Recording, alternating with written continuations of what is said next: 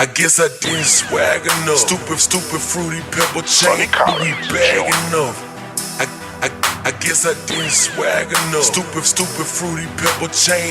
We bag enough. Poppin' tan model BG couldn't brag enough. Poppin' tan model BG couldn't brag enough. Poppin' tan model BG couldn't brag enough. Poppin' tan model BG couldn't brag enough.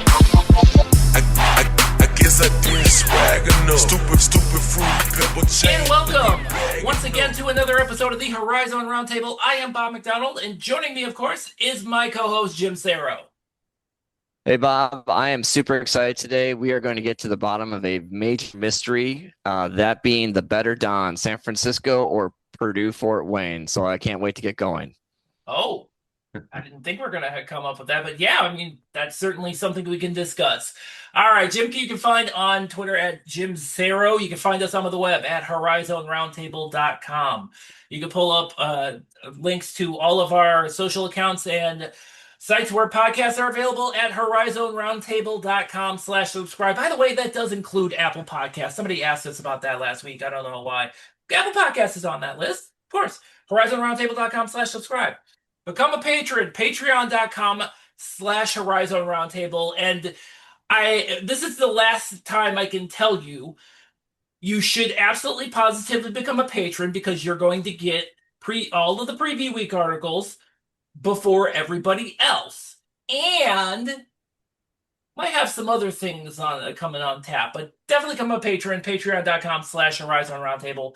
And this is the last opportunity before preview week to donate, so you can contribute at horizonroundtable.com/donate. And Jim, I feel like we absolutely needed to get this gentleman on. He's a longtime follower. He's done a lot of work across the entire all of Division One. He writes for Bracketeer, and now he's a part of the mid-major show at Field of 68, and I'm sure I'm missing a bunch of other stuff, but that's okay. We'll get to all of it later. Rocco Miller, Rocco, thank you very much for joining us. Really appreciate having you on. Yeah, I'm glad to be here. Thanks for having me. Thanks for thinking of me for your preview festivities. I know we were talking before we started today. In these next 5 weeks, I think there's so many things to talk about and preview, and games will be here before you know it. So this is a perfect time for all of us, I think. Absolutely. And when we scheduled this, I have to point this out. When we scheduled this, when I set this up with you, Rocco, this was before you made your debut on. I believe you guys have a live mid-major show now for Field of 68. Is that happening? That is happening. Yes, it's really exciting actually, and the show's actually existed for 4 years, and I think you and Jim follow so closely, and you're looking for any kind of national Sure. mid-major coverage, whatever you can find. We all are, and but it was more of like a podcast, YouTube type link, and it would always be taped and then released a day or two later. I just think we've got Jeff Goodman, we've got Rob Doster adding a lot more juice. We're using the same producers that produce After Dark, that all levels of college basketball fans probably follow late at night after the games are over. And so this will be every Thursday once the season begins at 5 o'clock Eastern time. And I think that's really cool for a league like Horizon and several others that we cover, because so many of the leagues play Thursday and Saturday. So for those leagues, it serves as kind of a pregame, get you hyped up for the weekend, and even a tip off kind of right after the show's over. And then if you play Wednesday, we'll also be highlighting any kind of big results from Wednesday. So we thought the Thursday worked perfectly. Of course, later in the season, I'm heavily involved on the bracketology show there. And we do those Mondays and Fridays. So we had to pick a good midweek day and something that everybody can depend on every week. So we'll try to make that extremely interactive where you can put questions in the chat. We'll bring on, basically the hottest coach of the week who, whatever makes sense. We'll try to find the best stories we can. We have 22 leagues to work with. So it's basically all leagues below like the A10 American, WCC, Mountain West level. Each of those leagues have their own show as well.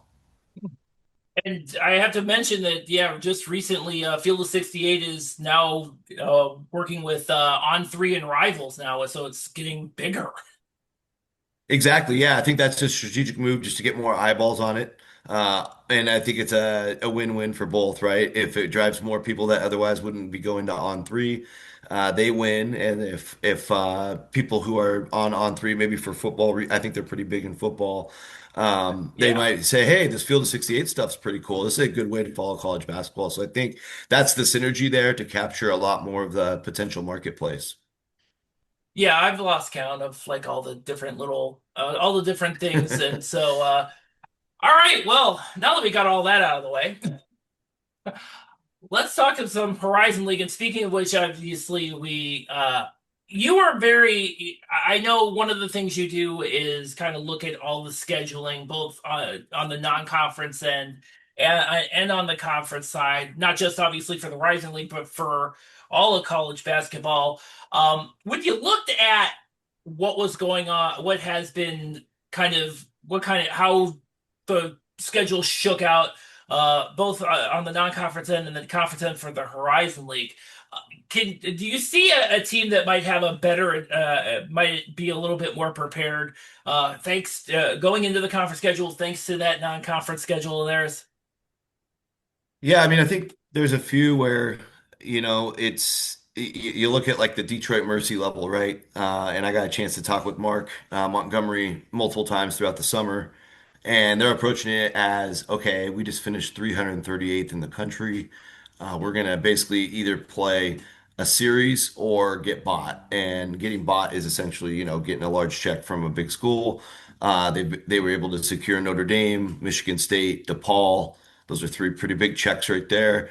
And anything that gets them a home game in return. So I do believe that is a return game. They'll host Eastern Michigan this year. They'll go to UIC.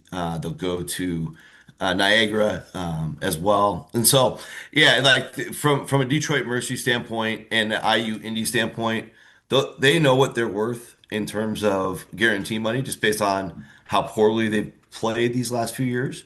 But at the same time, like I think it's exciting for a Detroit Mercy because they have some upside with what they were able to get done last year and what they have coming back, and basically what they have on paper to make a jump potentially 100 spots even I could see from 338 maybe to the top 240 in the country. But I think you play those types of games to get tougher and be ready for a Horizon League. Cleveland State under Coach Summers is new. He's going to play Missouri, his old school, which is pretty interesting. He also got Northwestern, and he gets Loyola Chicago opening night. Those are all good money games for the program. And then also, of course, getting a chance to test themselves. I think one thing that they didn't intend to do and they ended up with was two games against Kent State in the matter of 1 week. Yeah. Yeah.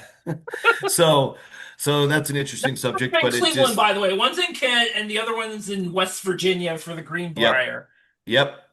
And then the very next week they play in Kent. Yeah. So it's that's interesting, but I feel like I like seeing that out of a new coach. You see a lot of new coaches in other leagues really just try to build up wins. I think they've really tested themselves. Even games like Valparaiso and obviously playing the two games in the event they chose with Kent State and Radford. Those are extremely tough games. Sure. As Radford has probably a top 25 roster in mid-major based on the amount of money they spent. And so, yeah, I think at that level they did pretty good. Youngstown State I worked with pretty closely as well. Of course, they're hungry this year. They're gonna come out swinging out of the gates with a road trip to Pittsburgh and Grand Canyon in the first week. Then they go to the Bonnies in Toledo later in November, and then we'll have them at the Jacksonville Classic. That's an event that I was a part of helping, and I'm actually going to be on the call for. So a couple more good tests there with Greensboro and Georgia Southern, and then they kind of ease into conference play after that. So Coach Faulkner's strategy was basically like, let's get hit in the face early and see what we got, and then we'll adjust from there, and the schedule will lighten up after November. So yeah, a lot of different approaches. I don't mean to touch on every single team, but Oakland's done the same thing forever, right? So I feel like Oh yeah.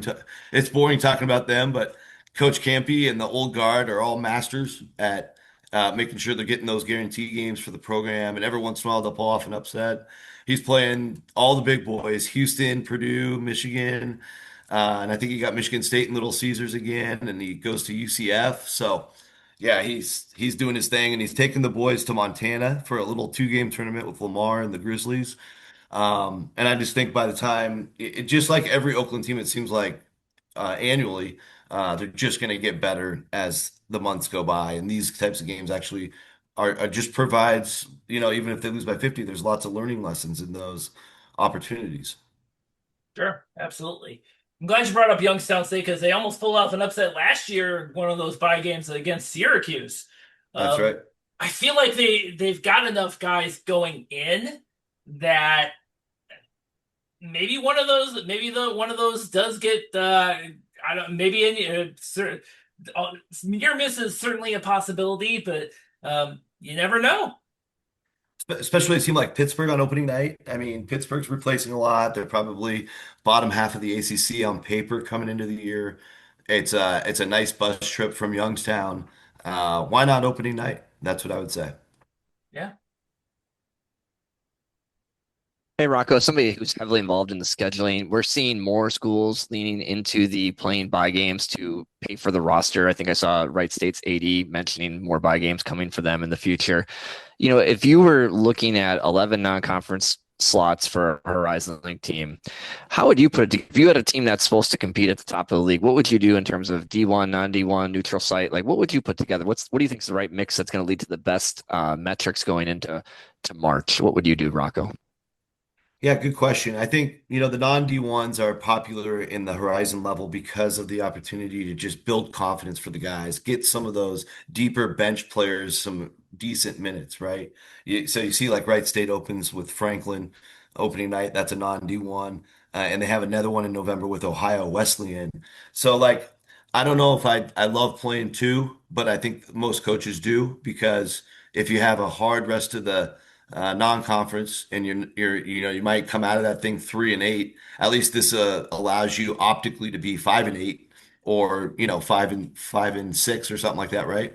So I get it from that point of view, but the non-D1s mean nothing to the NCAA. It means nothing for your net. They're basically just exhibition games on the resume.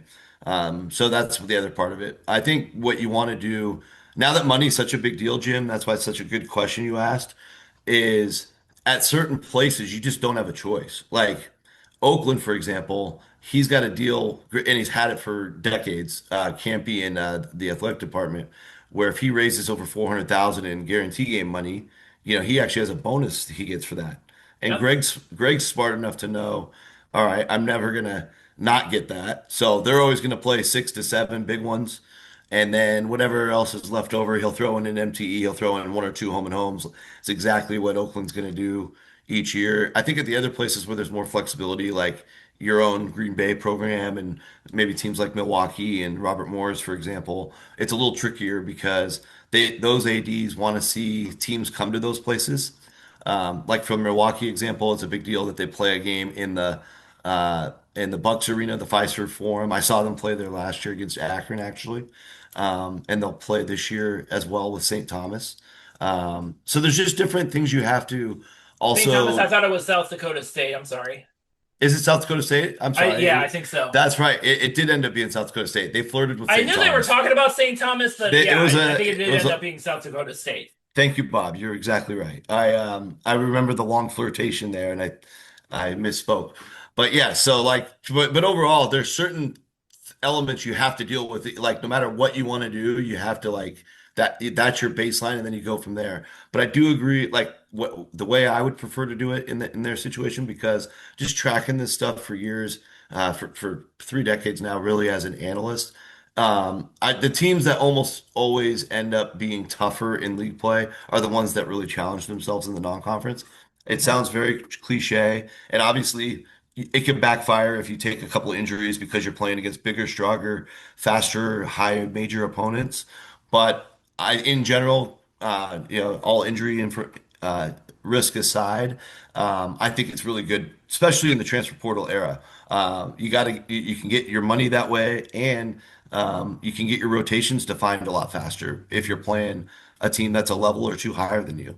So that's how I would go about it. And then, of course, I think with whatever leftover spots you have, whether that's 3 or 4, you want to get a couple home games in there.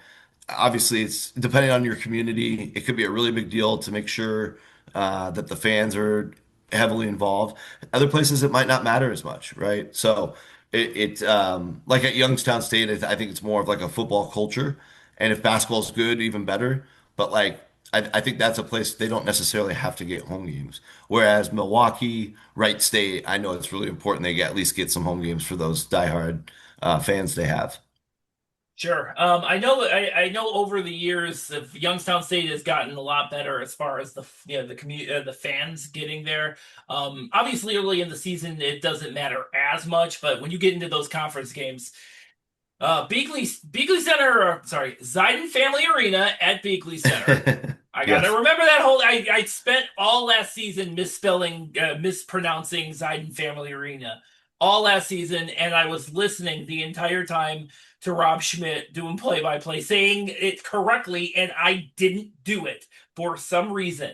So, but I got it right now. But yeah, but that place is, when it comes conference time, that place is rocking, and I think that is definitely something that didn't used to be, having witnessed Youngstown State during the bad old days.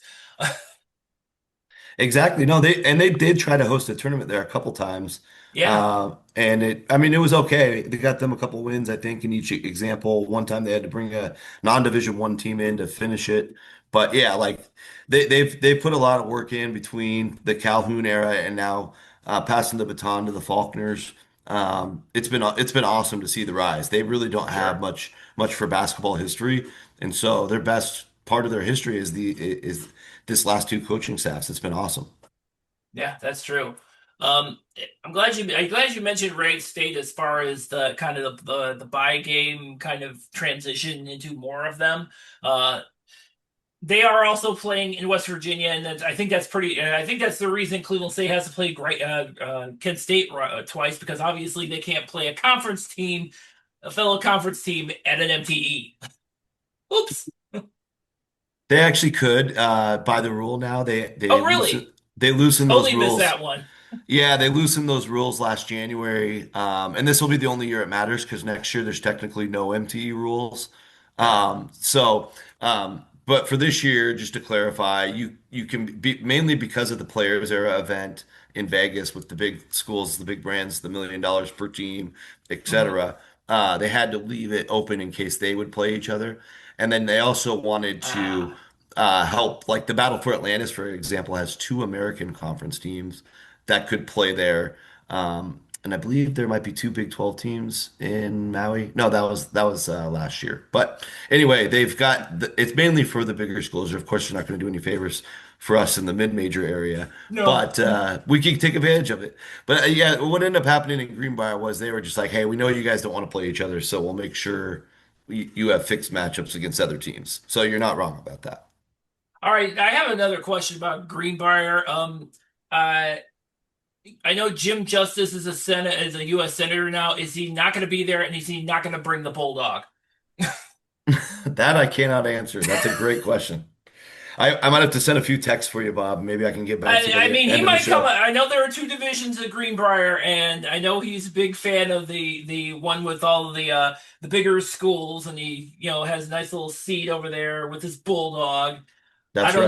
I don't know if he's down with down with the Cleveland State Kent State matchup, but I mean, Senator, come on, what are you doing here? I say Senator like he's gonna listen to this. He's going to probably be at the Virginia and South Carolina, the bigger schools that will be there that week, because I think those are different dates, Yeah. right? Yeah, so Oh, he'll probably yes, sit this one yes, they out. are. Yeah, he'll sit out the Horizon League version of the Greenbrier, unfortunately, would be my guess. Bring a bring his bring his son in a Chihuahua at least. Come on. That would be funny. I love that. It's like having the mascots. When the mascot, you got the full mascot and then you got the half mascot. Exactly. Yeah, Yeah. same idea. See, there Well, you go. let's do it. Like, yeah, there you go. I'm sorry. We should stay. We should keep sort of three together because Senator Justice has a British bulldog. Bring a French bulldog. His son, daughter, French bulldog, sitting in the same place in his place. Come on, I can't keep bringing these ideas up, and of course, I'm doing this to people who will never listen to this podcast, so that's always fun. Hey I Rocco, Um, think when it's you're beautiful. we're deep in the weeds, and that's where the Horizon Roundtable really excels. So this is for the hardcore Patreons of the world that really love The this true stuff. Uh, sickos. That's all right. that's that's right. Hey, Rocco, you have such a unique perspective covering so many leagues, being all over the place with scheduling. Horizon League, primarily major markets, mid-size enrollment, public commuter schools. Like if you took that profile and, off the top of your head, who across the country, who's really killing it with that profile? Like who's doing it right? That maybe Horizon League teams and programs, if they're on the come up, if they're trying to do, improve where they're at, who would be someone to emulate in terms of the activities that they're doing and how they're navigating the new world? Is there a program that stands out to you? From a conference level, you mean, Jim?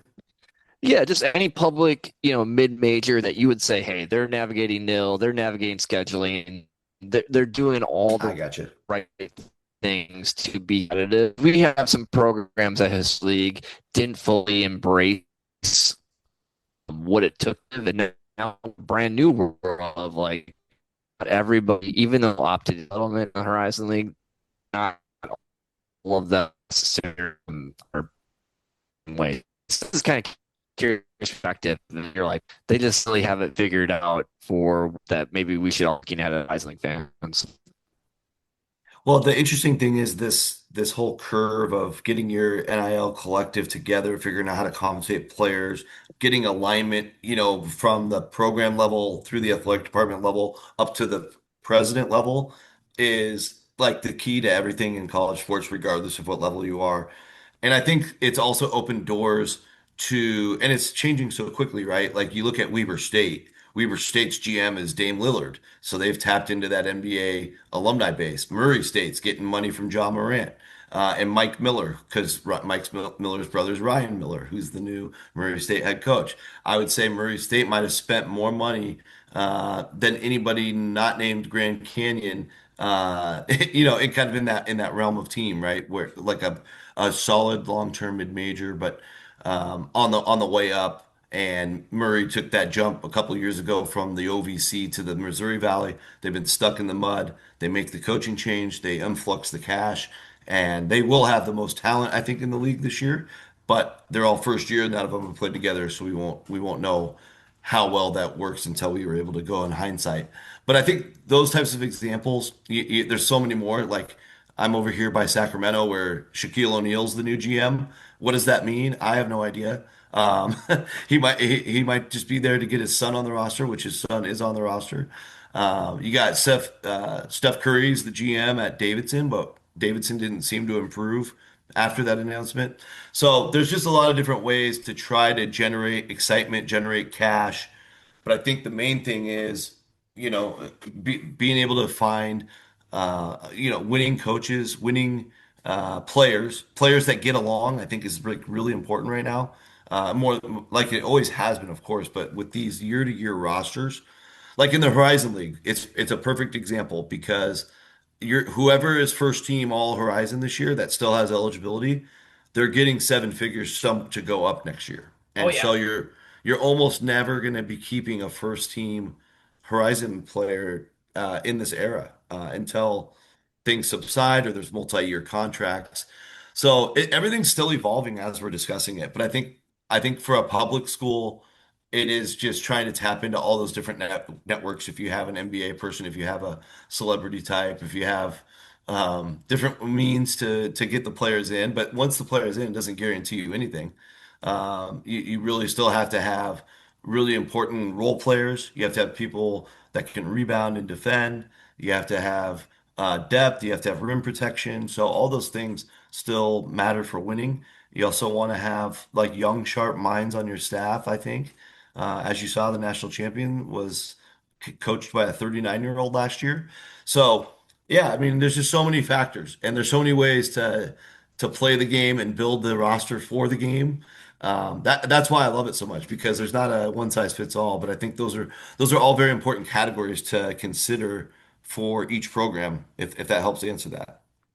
By the way, thank you for reminding me that the national championship coach was 39 years old. That doesn't make me feel old at all. Hey, he actually used to be my neighbor, so it made me feel old because I am older than that guy. So, um, See? But I am kind Oh, of proud. I got to see that sausage get made 5 years in the making, and sure. he hadn't even won a tournament game before last year. Then he won all six of them. So go figure, right? Yeah, well. Now you mentioned the GM aspect of things, and it's funny because I'm looking at the Horizon League and I see two teams that have one. I believe, Interesting. yeah, Milwaukee, their assistant Mike Winans is also doing double duty as a GM, and then of course Green Bay has brought in Kiefer Sykes, who we had on last week. By the way, if you haven't heard that episode, if you haven't heard that interview yet, press pause, go to that episode, and listen to the whole thing. But yeah, he's recently was named GM, and no other Horizon Leagues team has really done that. And I'm just kind of curious. Do you think that that's kind of intentional, or is that just something that these teams are going to start easing into, or is it just something that is just going to be kind of on a per team basis? Well, I mean, I think you look at Oakland, right? Hmm. Um, Greg Campy does everything, right? Sure. He does the schedule. He figures out how to bring in the money. He'll be on a local McDonald's commercial. He'll do. I mean, he probably doesn't want to do all that himself forever, and maybe he'll be retiring in the next Really, five that years. funny. That would be news to me if he didn't want to do all that. But He does he just all of that and yeah, more. he loves just being in control, and he's got control of that program. He's had it forever, and so he might not like somewhere like that. They might not be interested in bringing in a GM. Sure. It's just the control part of it, right? Hmm. We're seeing this dynamic in football too, where like I'm over here by California, and I think it's very interesting what's going on there because Justin Wilcox is their head football coach, but Ron Rivera is now the GM of Cal football, and Justin Wilcox reports to Ron Rivera. So maybe that is something that needs to be tapped into more. Like, do these guys not want, if you're not out of all the non-Wisconsin Horizon schools, since none of them have a GM, thank you for confirming that. Yeah. Uh, is it a control thing, or is it just like we'll wait until we find the right guy? Because it's got to be a very specific person to do it to really move the needle. So I think it might be a combination of both. Yeah. I would say so because I mean, just given kind It might of also because be. yeah. Oh, I was to say, I wonder how many schools are maybe thinking, because Rocco, you kind of talked about how, connections to the NBA and like you mentioned Shaquille O'Neal, like, is he doing anything or is he a figurehead? It's almost like maybe these schools don't feel like they have somebody that moves the needle enough. But with the Phoenix as an example, like tomorrow night, there's an event for exclusive donors. Kiefer Sykes is Hmm. going to be there talking about what he's doing. So it's kind of, they're actually doing something more than just putting a figurehead title on it. So I wonder if people don't aren't thinking they have somebody that moves the needle enough to be a GM because so many of the places, Dame Lillard or Shaq, as were mentioned, those are such big names. Right. Well, I find it interesting too that Mike Winans, I remember now he's gone to GM over the last year, and I've known Mike for several years. Great guy. And so he's somebody I should probably check back with on that because I think he's attacking it from, hey, I don't have a big name, nationally or not, not a former NBA All-Star or anything, but I'm gonna approach this every day like a almost like a sales job or a business, building a business approach, entrepreneur approach, where Milwaukee basketball is now a brand. We want all these businesses involved and give our players opportunities. We want to do everything we can to put Milwaukee basketball in the light. And that's a whole different task on your desk than anything basketball related. And so that's kind of the role he took on, much like you saw even at the University of Michigan, not far from your region, with, a friend of mine, Kyle Church, who has always just been a long time assistant coach. He was a finalist for Florida Atlantic when Dusty May left.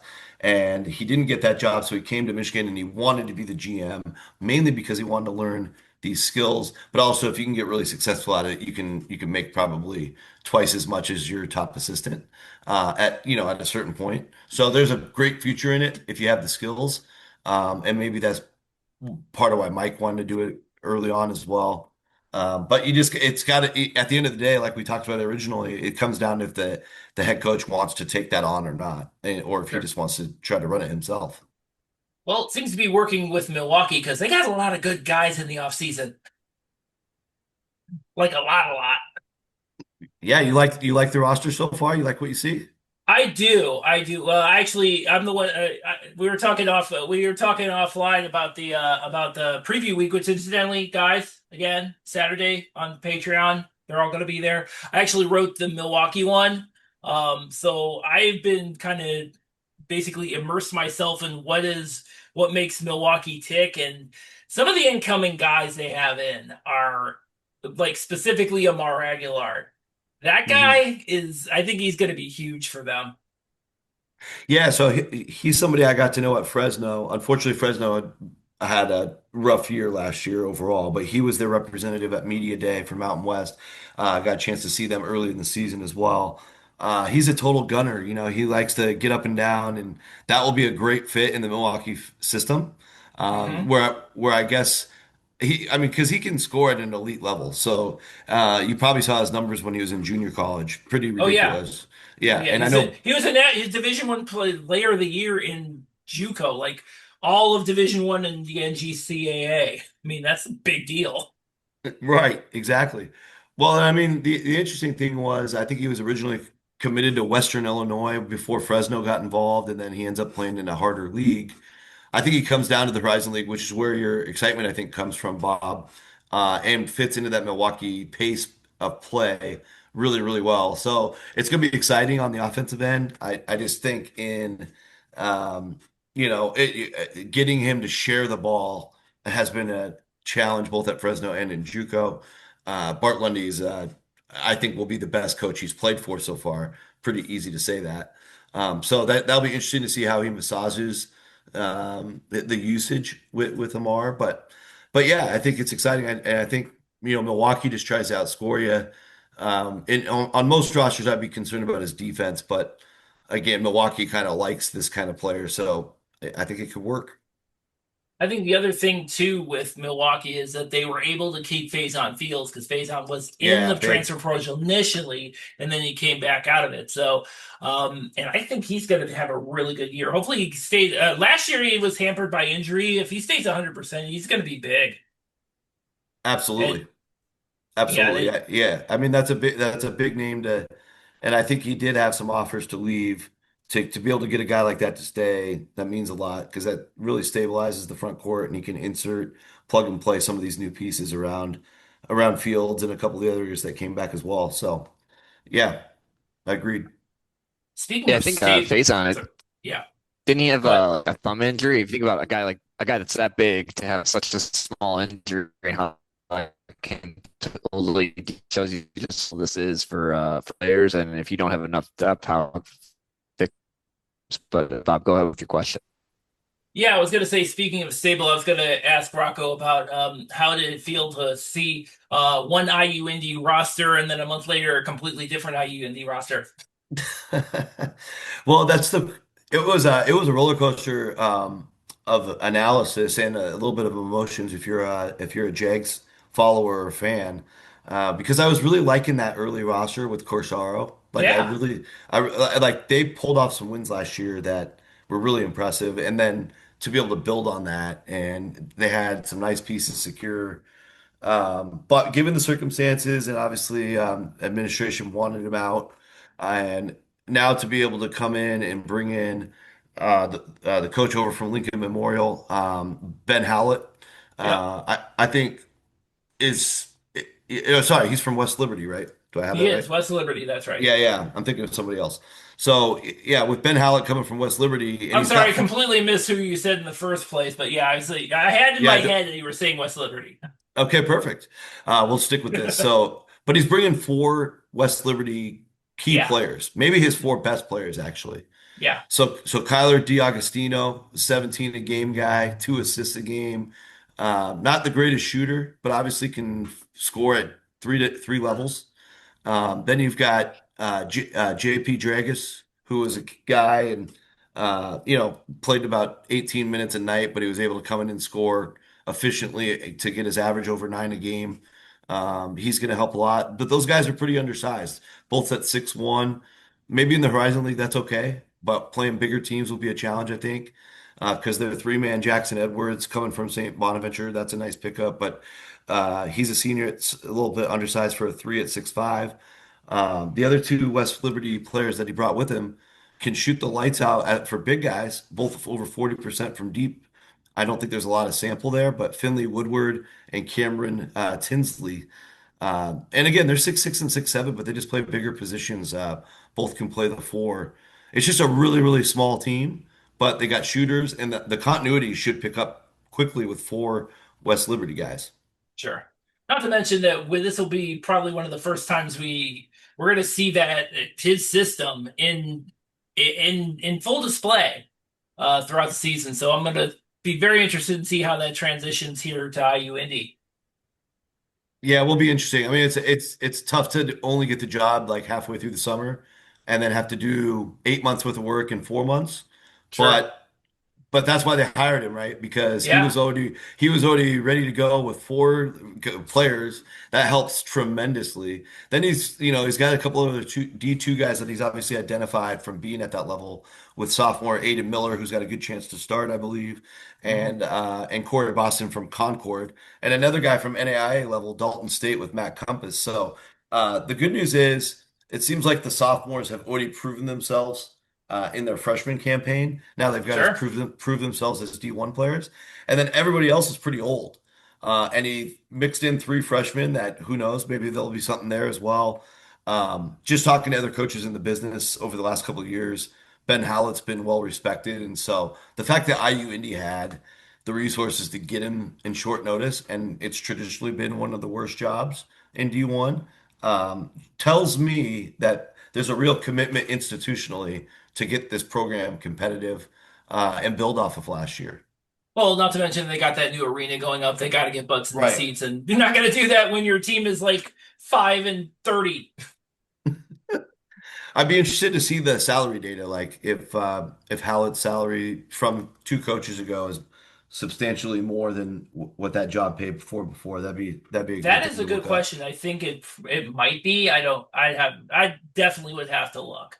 Yeah. But But those I types of think things can give you a good clue on where the program's headed. And I think from a salary standpoint, I think it's evolved, especially at IU Indy, with the changeover to Luke Basso as AD to kind of looking at salaries that are similar to those that are maybe not at the top of the Horizon League, but certainly well within the Horizon League range as opposed to being kind of at the bottom.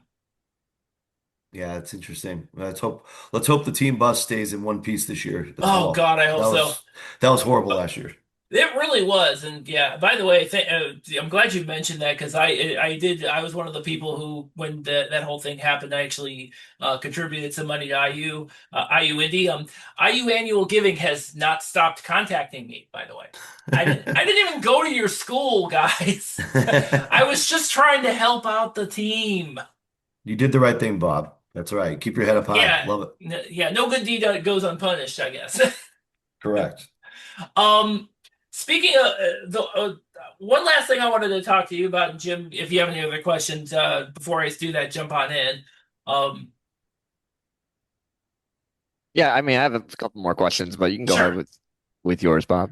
Well, my question was about Northern Kentucky, and it seems to me that this is going to be a real. This is the first time I've seen Northern Kentucky have an actual rebuilding job ahead of them, because they got hit hard. They probably got hit harder than they usually do between the portal and between graduation, because usually they have like at least three or four guys that are kind of holdovers from the last year. This year they have like LJ Wells and Dan Goresker, and you almost didn't have Dan Goresker, and that's basically it. They don't have it. They didn't really have anybody who's on there. So it seems like this year Darren Horn's really got his work cut out for him. Yeah, totally gutted, right? I think it was eight guys transferred out, and Yeah, it yeah, I was. Yeah, mean, I've never. That's. I mean, and it was funny because seeing the Darren Horn area, he is not generally. He's been pretty good about retaining retaining those players. Having those players for at least 3 or 4 years, and then man, this year, no. Key the Teacher is gone, and guys like Randall Pettis, who I thought was going to have some jump at NKU this year, gone. So it's kind of a little bit of a it was kind of a little bit of a culture shock for me, as somebody who's seen what NKU has done over the years. I agree with that. Yeah, we certainly typically will have a preseason with NKU either as the projected tournament champion, certainly almost always top three, and sometimes even the projected regular season champion as well. And I always hang my hat on the way Horn plays different matchup zones and complex defenses. By March, they're usually really tough out in the Horizon tournament and previous places he's worked at as well. For that reason, and that doesn't change this year, but they might be coming in with this roster. They might be coming into that thing the 7, 8, 9 seed. We don't know. It doesn't smell like strength to me because like I know Donovan O'Day pretty well from Fullerton. That was a really awful Cal State Fullerton team last year. Nothing against Donovan personally, but I just don't think that levels the program up at all. In fact, it might be a really bad sign that they'll probably be counting on him quite a bit. And it just shows me that they didn't have any the resources lined up to get the kind of players that like Robert Morris or even Cleveland State or Purdue Fort Wayne were able to bring in. And so they're going to have to win with a bunch of scrappy guys, a couple D2 guys penciled into the starting lineup right now with Kale Robinson from Montana State Billings and Sean Nelson from D2 Barton. But like there's really no guarantees on this roster except for he knows what he's getting with LJ, like you said. So Sure. maybe some of these freshmen in the freshman class, he's got four of them, can emerge. I've heard good things about Ryan Tolliver in the past. But yeah, outside of that, I think they're starting this year probably my projected seventh or eighth team, and I could actually see it slip. Hey Rocco, when you're doing your projections, I mean, obviously this time of the year is so heavily focused on regular season champion and everybody wanted to nail that. But is there, a team that you look at that in this league that is built for March? Like that you're looking at that roster going, that's a team that may not win the regular season over a 20 game schedule, but give me 3 games in March. They're built for that. Is there somebody that jumps off the page to you that way? Well, yeah, I wouldn't say it's jumped off the page because to me, it's always going to be Oakland is going to be tough in that tournament by default. But there's always like ways you can outmaneuver Oakland. Of course, Robert Morris surviving in overtime last year in the semifinals. And then, of course, proving that they were the best team in the league. And that was great for the Horizon League that they were the rep. But Oakland easily could have advanced and took the thing back. So they're always on the radar for the postseason. But I think even RMU this year, which might surprise you guys a little bit, just because they lost a lot too. And in scheduling, they were very, very vocal about how much they lost. But usually, when that happens, there's some excitement underneath it. And so I just know with like Deshaun Good coming in from IU Indy, you guys know him well. The guy has a good shot profile as a catch and shoot guy. He's a 4-5 hybrid, which is great for Andy Toole, be interchangeable front court guy defensively, and he's just an absolutely monster rebounder. So Robert Morris between him and picking up, I think it was Josh Hill's the other guy I kind of like a lot because he's so long. Comes in from Arkansas State. Didn't get a chance to play a ton there, but Arkansas State was extremely good. One of the Sun Belt champions, and he's still in development. So if he can develop a little bit further, like he has a chance to be a star in this league, I believe. So just the combination of and I know Nico as well. Nico comes in from I don't want to butcher his last name, but I'll give it a shot here. Chinakudas. Chittakudis, yes, Chittakudis. So Nico I comes have in. spent way too much time trying to figure out the pronunciations over the years, Oh, and you I nailed it still get it out. wrong half the time. There you go, Bob.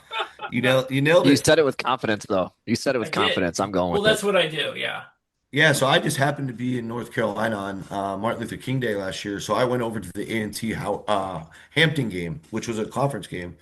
And it's like one of the most intense regular season games you can go to in any league. It was so incredible. Just the intensity, even though they were like A&T was much worse than Hampton. They played their heart out. They lost in the last second. But Nico was all over the place. Like he made he was rebounding on both ends of the floor, making hustle plays, taking charges. Like I didn't even know players were taking charges anymore. And see, like, so I think just him going to a school that's located in Pittsburgh and the old like Pittsburgh mentality, he's going to fit tremendously well at RMU. You combine him with Deshaun Good, who I explained, and yeah, and I think there's enough there for them to be a physically tough, constantly improving team and really tough in March. So I had them picked out for postseason more than regular season. Rocco, thinking of like postseason, I saw a little article on your website about with the commissioner of the NEC, and you talked about their steadfast commitment to an all home game conference tournament. The Missouri Valley obviously has a legendary neutral site tournament. Horizon League's using a hybrid style. If you were in charge of the Horizon League, what would you do with the Horizon League tournament? What do you think makes sense for these types of leagues to implement for a conference tournament? Yeah, the Horizon League's really specific, and I think the default is I do love the campus events, like I talked about the NEC, but the reality of the NEC is outside of Chicago State now, you can get pretty much to any of those schools within 4 hours. In the Horizon, it is tough to, NKU to Green Bay is not really a bus ride, right? So, a lot of them are close, but there's still some tough trips. And if you got to turn around and go semifinals to finals in that geography, it just probably doesn't make sense. And so, and what the most important thing is at the league level in this day and age, regardless of what we want as basketball people, is access to television. So you need to have the semis and finals, ESPN2, like we've gotten used to, or ESPNU, I guess. But yeah, and I think they've done it right because they're still keeping an element of that campus flavor, and I think that's smart on for two reasons. One, gives the teams with the better seeds the opportunity to play another home game, give them a little bit of an advantage to advance. And two, if they played those same games in Indy and just made Indy like a 5, 6 day deal, those games are probably going to be pretty dead, like no atmosphere, right? So at least when you make it get to the semifinals and you're in Indy, there's an excitement and there's a couple days for the people, your community to all get to a central location like that. I actually like don't think I would change what the Horizon has right now based on everything you have to consider. The TV, the travel, trying to give advantages to teams. I think it's something I would love to look at every year though, because leagues shift and change. But this year it's the Horizon's like really hard to pick. You can just look at the Torvik projections, for example, and the top four teams are within 11 spots. Robert Yeah. Morris 200, Purdue Fort Wayne 202, Youngstown 208, and Wright State 211. And then in the entire leagues between 200 and 300, with the exception of IU Indy, of course, being buried right now, but they even have some upside. So like in a league like that where it's projecting to be so even, you don't want to give, in my opinion, like double buys, triple buys when there's a really good chance where the two teams could tie for second, and one of them gets an extra bye just for winning a tiebreaker, not necessarily earning that bye. I like the extra buys in the leagues like the WCC because Gonzaga and St. Mary's are clearly better than the next team usually. And now we have like a good 3 and 4 with San Francisco, Santa Clara, Oregon State. But that makes more sense, right? Like you have blockbuster teams at the top of the league. The Horizon doesn't have that right now. It's just an awesome, even league, and there shouldn't be too many buys, I don't think. Yeah. And the since the format changed, we now have one more game in Indy on Sunday night or Sunday during the day. I don't know. They haven't figured out Oh, what that's time of the right. day they're going to do that. So That's yeah, right. they'll be. So yeah, they're going to have instead of four teams now, they're going to have five, and two of them play on Sunday for the chance to play on Monday. And I got So to talk to Lawrence them. said that Yeah, we got a media day with Horizon Day coming on Wednesday, October 1st, not too far away. indeed. And I've got a call with Kelly Ford and the commissioner of the Horizon as well. Really going to be talking about that. So stay tuned. Oh yeah, yeah. We had a conversation. We had him on the live YouTube show for us. Oh, Uh, awesome. Good to yeah. hear. You're definitely gonna. He'll definitely clue you into to all things Horizon, including all the league, including the tournament, the scheduling, all that good stuff. So you're gonna have so yeah, you definitely not will not be wanting for info for sure. That's awesome. I always look forward to it. I think Kelly, who runs basketball for the league, is just a tremendous brain. We got a chance to randomly sit courtside together at a Cleveland State NKU game in the Wolstein Center in 2018, I believe it was. And so we've been friends ever since. And anything I can do to help the league as well, but he's super creative, and I'm not surprised this came from him. Oh, Cleveland State in 2018. My condolences. I think it was 18, 19, but I hit that early December window. So Uh, it oh was yeah. technically still 2018, yeah. But Uh, it was Dennis Gates. Dennis Gates has had a really good team. A couple of those guys played at Missouri the next year. oh yeah. Oh yeah, yeah. So that okay, yeah, I know what you're talking about. I was thinking Dennis Felton. Wrong Dennis. My bad.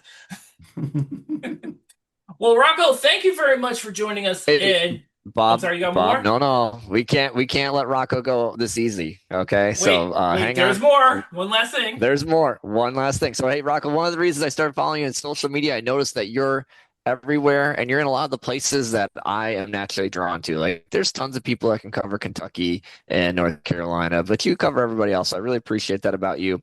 So, I'm going to put you on the spot here. How many wins does Green Bay need to force you to get to the Crust Center to cover the Green Bay Phoenix turnaround in the 25-26 season? Great question, Jim. And I appreciate the compliment. Like that's absolutely what I'm always trying to do. I want to be at games that really matter and it's undertold stories, right? And I want to try to get to as many places as I can. And I'd love to get to Green Bay. One of the things, I probably haven't admitted publicly, but I grew up a diehard Packer fan, actually. So not to get into a long story about that, but even going back to like in first grade, we had what was called pen pals, where you would like write to somebody randomly in a different city. And I picked this random elementary school in De Pere, Wisconsin, outside of Green Bay, and whatever, wrote letters back and forth.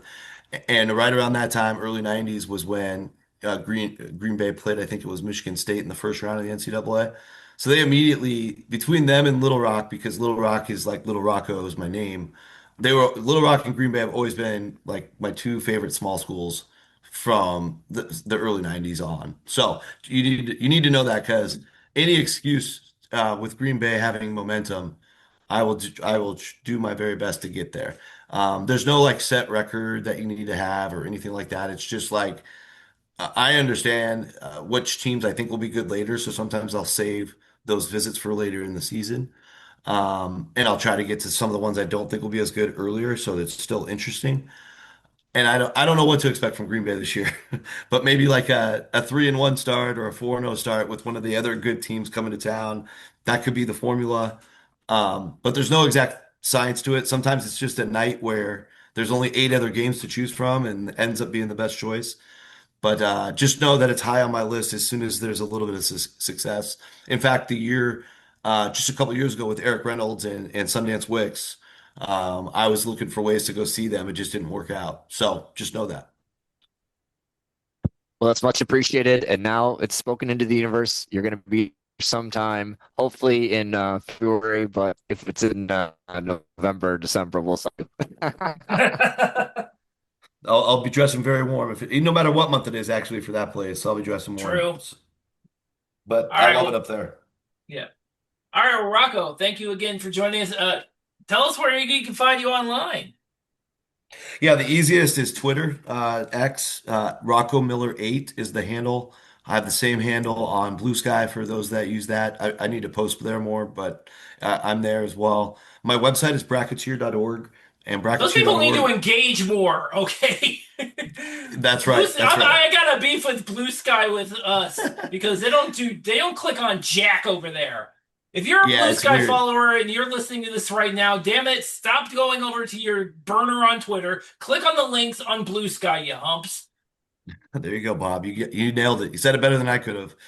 And I have the same thing. Like sometimes I throw stuff up there and I don't know if it's ever being looked at, but it's just a good habit. So in case it does take off at some point, we'll be in good position for that. Bracketeer.org is the site that I own and operate. It will always be the foundation for all things bracket forecasting.